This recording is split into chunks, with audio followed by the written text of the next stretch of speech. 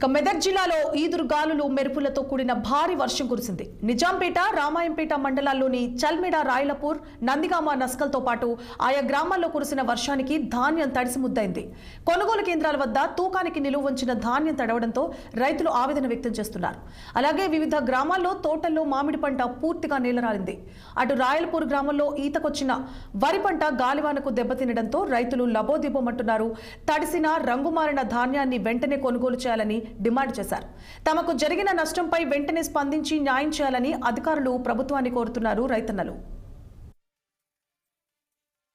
మాది మెదక్ జిల్లా మండలం నిజాంపేట చల్మెడ గ్రామము. నా పేరు కాకి తిరుమలయ్య. నా వడ్లు ఇక్కడ ఎండబోసినప్పుడు నేను ఇక్కడ లేను.